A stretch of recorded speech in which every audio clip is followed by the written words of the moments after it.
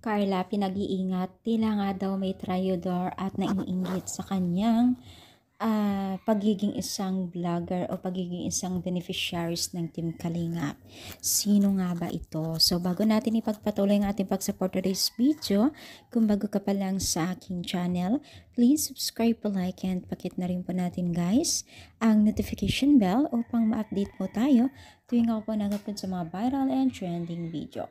So alam niyo ba guys, ay pinag-iingat po ng Team Kalingap o nila Kalingap Rap itong si Carla na kung saan ay hindi na daw safe ang kanyang tinitirahan ngayon. Tila daw may kumukuha or tila nga daw may nagtatraidor or sabi ng netizens ay may naiingit or ni-insecure sa kanya.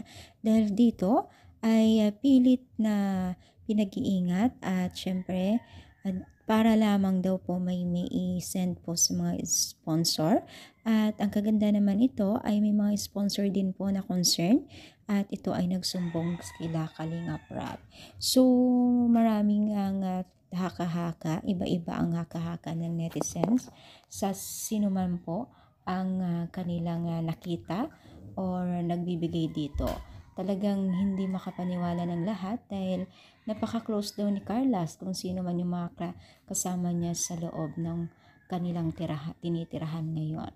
Pero hindi natin alam, hindi tayo pwedeng magsabi o kung sino man dahil wala tayong pruweba at tanging sila Kalingap Rap at sponsor lamang ang nakakaalam ang katotohanan. Pero syempre magigilty yan lalo't pa man na-announce na ni Kalingap Rap sa kanyang live, diba? So iba-iba yung naging dahilan o komento ng netizens. O sino sa palagay ninyo na may sala o sinong gumagawa dito? I-comment down, palike po ang ating video. Thank you and God